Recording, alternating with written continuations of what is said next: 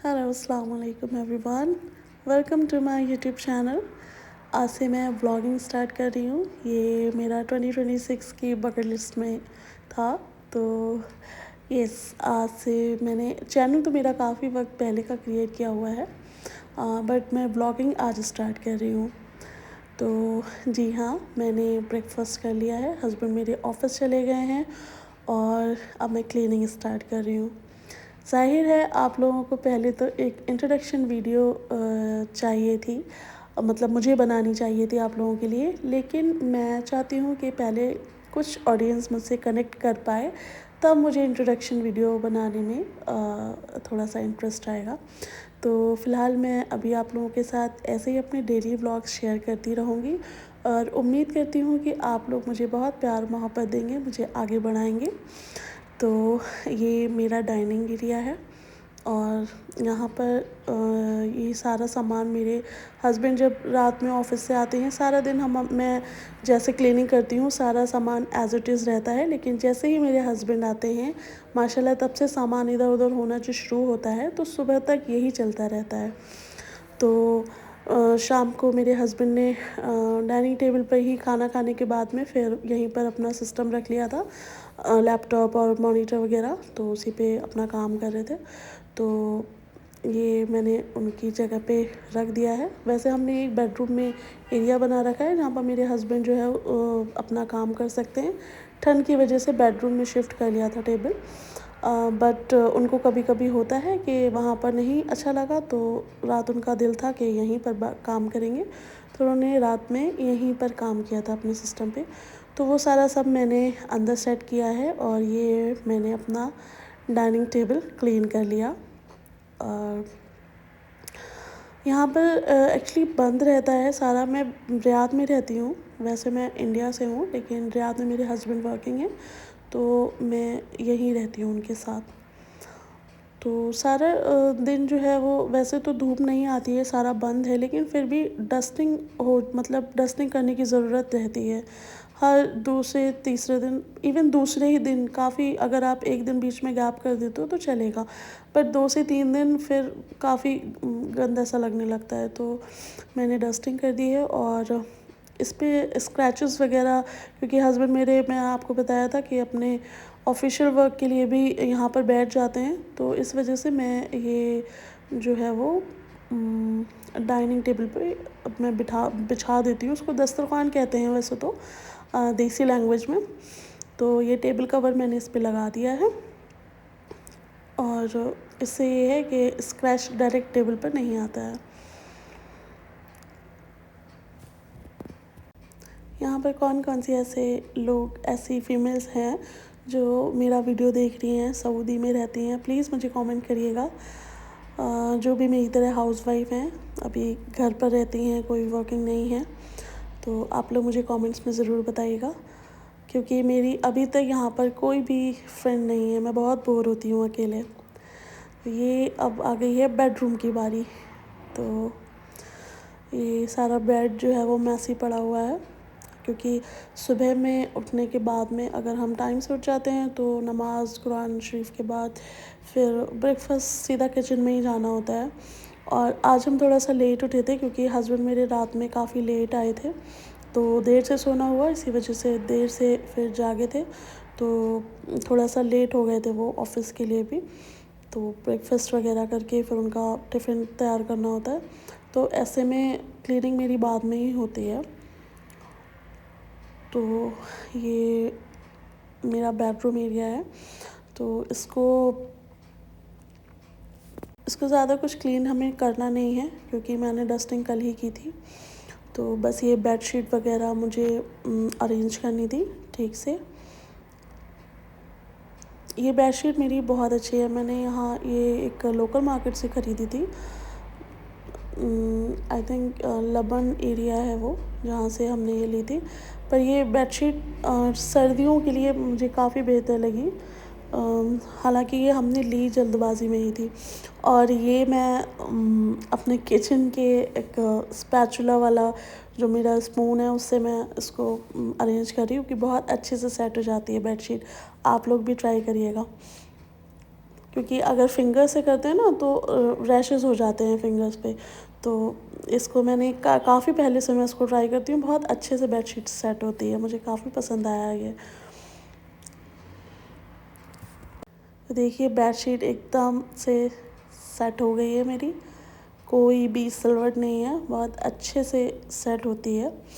और ये थोड़ा हल्का फुल्का कुछ इस पर मेरे हस्बैंड कभी कभी कुछ ड्राई फ्रूट्स वगैरह खाते हैं तो वो गिर जाता है, तो वो मैंने अपना हाथ से सब साफ़ कर दिया। मैंने आपको बताया कल मैंने डस्टिंग ऑलरेडी की हुई थी, दैट्स वाई मैंने ज़्यादा कुछ नहीं किया, बस सिर्फ बेडशीट सेट की है। और थोड़ा सा मुझे अपना ये ड्रेसिंग टेबल वगैरह अरेंज करना है। एंड ये आप लोग पिलो देख करके मेरा कंफ्यूज मत होइएगा, मैं असल में मुझे सर्वाइकल इशू है तो मेरा पिलो अलग रहता है, तो मैचिंग की वजह से मैंने सेम कवर उस पर लगा रखा है।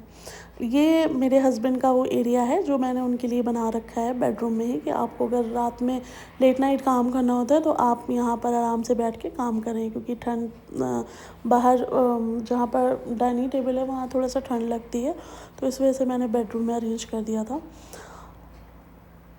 तो ये टेबल हम एज अ स्टडी टेबल भी यूज़ करते हैं, और हस्बैंड का जो भी काम होता है शाम में वो भी अपना इस पर करते हैं।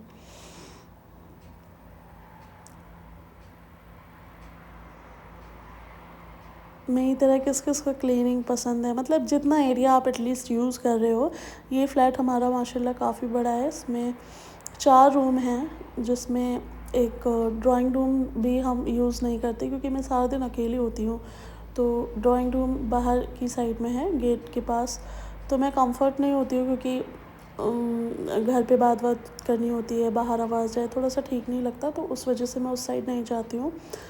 और एक रूम और है तो उसको भी मैं ज़्यादा यूज़ नहीं करती हूँ, तो वो दोनों जगह की सफाई हम वीकली करते हैं। तो जितना एरिया मेरा यूज़ का रहता है डेली का, वहाँ पे मेरी डेली क्लीनिंग होती है। तो ये अब मैं डाइनिंग एरिया की क्लीनिंग कर रही हूँ, और सारा कुछ सामान रात एक पार्सल भी आया था तो वो भी सारा सब पड़ा हुआ था, तो उसको भी मैंने डस्टबिन में डाला और ये सब क्लीनिंग की है। डाइनिंग टेबल पर मेरे कोई भी आपको मेकअप सामान नहीं मिलेगा मेकअप का, बिकॉज़ मैं यूजुअली मेकअप करती नहीं हूँ, और इस पे ड्रॉर्स हैं काफ़ी स्पेशियस हैं, तो सारा सामान मेरा उसके अंदर ही आ जाता है। ओकेजनली कभी मेरा बहुत दिल चाहा तो मैं मेकअप कर लेती हूँ, अदरवाइज़ मैं नहीं करती हूँ। अब मैं आ गई हूँ ये अपना डाइनिंग एरिया में। तो ये मेरे हस्बैंड का सामान, जो भी मेरे हस्बैंड सुबह में जल्दबाजी में करके जाते हैं, ग्लासेस, मग, जग, सारा कुछ इधर उधर कर देते हैं माशाल्लाह। मुझे सुबह में मैं उनके सामने तो मुझे लगता है कि आपने ये क्या कर दिया, आपने ये भी फैला दिया, मैं कब तक करूँगी ये वो, पता नहीं क्या क्या कहती हूँ, लेकिन जब वो चले जाते हैं तो मुझे बहुत अच्छा लगता है उनका काम करने में। सच में मुझे बहुत इंटरेस्ट है अपने हस्बैंड का काम करने में। वो जो भी सामान फैला जाते हैं मैं बड़ी मोहब्बत से उसको संभालती हूँ, लेकिन उनके सामने मैं लड़ जाती हूँ कभी कभी। ये एरिया ऐसा है, इसमें 3 सेक्शन हैं, तो बहुत सामान ये होल्ड करते हैं भाई, बहुत। अदरवाइज़ इससे पहले मैं जिस फ्लैट में थी मुझे बड़ा मसला होता था सामान रखने का, अलग अलग मुझे अलमारियाँ लेनी पड़ी थी, लेकिन यहाँ पर ये सेक्शन मुझे मिला था। जिस भी बंदे ने, जो हमसे पहले रहते होंगे, उन्होंने इसको अरेंज किया होगा, पर भाई ये बड़ा यूज़फुल है। इसमें मेरे हस्बैंड का एक सेक्शन तो मैंने प्रॉपर मेरे हस्बैंड का ही बना रखा है, उसमें उनका मॉर्निंग का जो भी सामान, जो भी अपना शेविंग का या क्रीम वगैरह, बॉडी लोशन, सारा कुछ रखा हुआ है इसमें। और बाकी और भी बहुत सारा सामान मेरा ये 2 सेक्शन में रखा हुआ है। तो अब मैंने ये सब डस्टिंग तो कर दी है, अब बारी आ रही है क्लीनिंग की। तो मैं सबसे पहले अब बेडरूम साफ़ करने जाऊंगी। लेकिन ये मेरा डाइनिंग एरिया में ये भी थोड़ा सा सामान फैला हुआ है, जो मैंने बाद में देखा। मैंने सिर्फ टेबल ही साफ़ कर लिया था, बाकी ये थोड़ा सा सामान इधर उधर था, इसको सेट नहीं किया था, तो अब मैं ये सामान सेट कर ले रही हूँ। और यहाँ पर कुछ जानमाज़ वगैरह और एक कालीन पड़ी थी, उसको मैंने फोल्ड करके रख दिया है। और ये मेरे डोरमैट हैं, अभी सर्दियों की वजह से रख रखे हैं बेड के नीचे डायरेक्ट, कि एकदम से पैर जो है वो डायरेक्ट बेड से उठ के ज़मीन पे ना जाए, थोड़ा सा अजीब लगता है सर्दियों में, तो इसलिए दोनों साइड हमने डोरमैट डाले हुए हैं। मैंने नहीं बल्कि मेरे हस्बैंड ने डाले हुए हैं कि सर्दी ना लग जाए। ये मैं क्लीनिंग जो है स्टार्ट कर दी है। रूम का साइज़ मुझे ये ठीक लगता है। मेरा इससे पहले वाले फ्लैट में रूम काफ़ी बड़ा था, मैं थक जाती थी वहाँ पर क्लीनिंग करते हुए, तो ये मेरे इस बेडरूम का साइज़ ठीक है माशाल्लाह। लेकिन अनफॉर्चुनेटली मुझे ये भी चेंज करना पड़ेगा थोड़े दिनों में, बिकॉज़ इसके अब लैंडलॉर्ड चेंज हो गए हैं। ये जो बिल्डिंग है वो सेल आउट हो चुकी है, तो अब जो हमारी करंट लैंडलॉर्ड हैं उन्होंने बोला है कि उनको कुछ यहाँ पर दोबारा से कंस्ट्रक्शन कराना, कुछ रेनोवेशन का काम है, तो इस वजह से हमें ये खाली करना पड़ेगा, तो फिर हम दूसरी जगह शिफ्ट करेंगे। ये लोकेशन अच्छी थी, ऑन रोड है, इसी वजह से थोड़ा सा नॉइज़ वगैरह भी रहता है गाड़ियों का, तो बट ठीक है, अब चेंज करना पड़ेगा, तो देखते हैं कहाँ मिलेगा।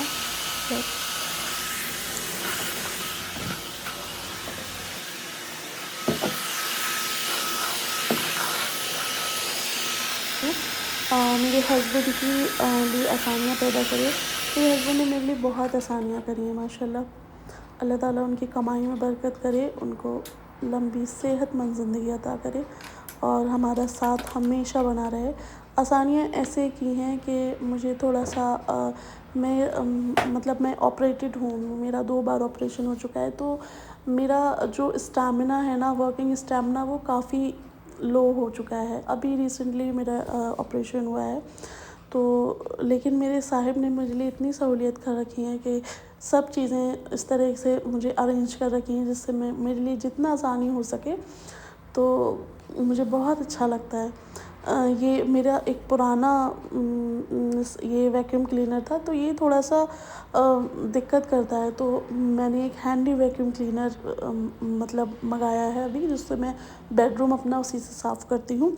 ये जो वैक्यूम क्लीनर है ये थोड़ा सा हैवी है, तो ये मेरे लिए पुराना भी हो गया था, टूट गया है, लेकिन ये कालीन पे जो है ना, इस पे बहुत अच्छे से ये क्लीनिंग करता है, तो इस वजह से ये सिर्फ रखा हुआ है, अदरवाइज़ ये अब तक डस्टबिन में जाना था।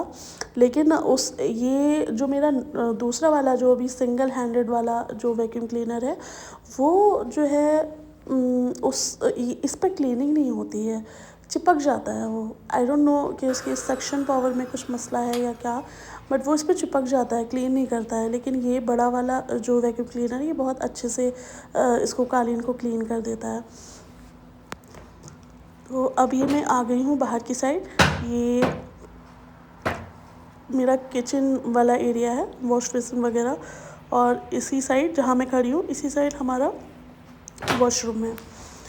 तो इस एरिया को, ये एरिया जितना अभी तक मैंने आपको वीडियो में दिखाया है हमारा डेली यूज़ का है, तो ये सारा डेली ही क्लीन होता है।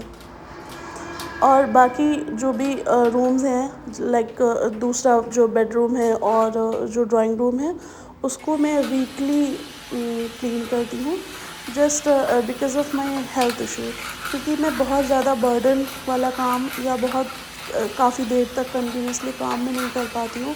मुझे बहुत ज़्यादा बैक में प्रॉब्लम होने लगती है जब से मेरा ऑपरेशन हुआ है। तो फर्स्ट मेरा जो ऑपरेशन हुआ था वो लेप्रोस्कोपी हुआ था।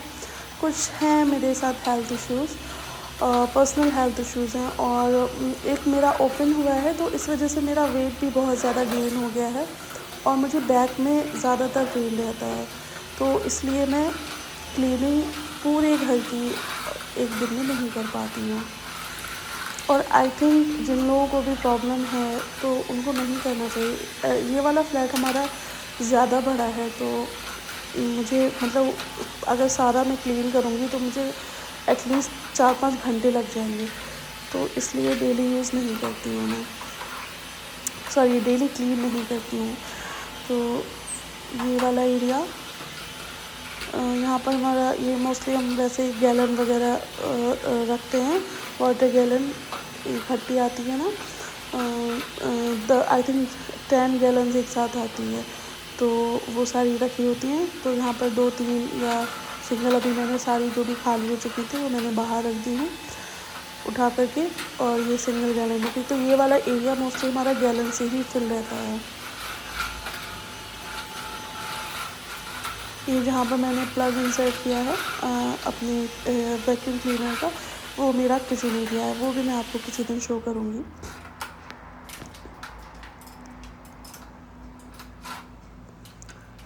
ये क्लीनिंग हो चुकी है और मेरे बहुत तेज़ बैक में मेरे दर्द हो रहा है, तो मैं मॉपिंग अभी नहीं करूँगी। मैं कुछ देर के बाद में, या फिर ज़ोहर की नमाज़ का टाइम होने वाला है, तो नमाज़ पढ़ने के बाद मैं फिर लगा लेती हूँ।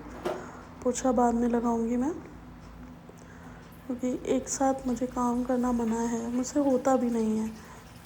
मैंने इतनी मेरी मेडिसिन चली हैं कि अभी उन मेडिसिन का असर है, तो मुझे थोड़ा सा ब्रीदिंग में इशू, हालांकि मुझे फ़ील नहीं होता है, लेकिन जब मैं बोलती हूँ तो लोगों को, मतलब जब मैं बाद में सुनती हूँ ना, तो मुझे लगता है कि जैसे मेरा सांस फूल रही हो। तो ये जब भी मैं एलोपैथिक दवा खाती हूँ तो मेरे साथ थोड़ा सा ये इशू रहता है, लेकिन जब दवा को थोड़ा सा छोड़े हुए टाइम हो जाता है तो फिर ये अपने आप ठीक हो जाता है।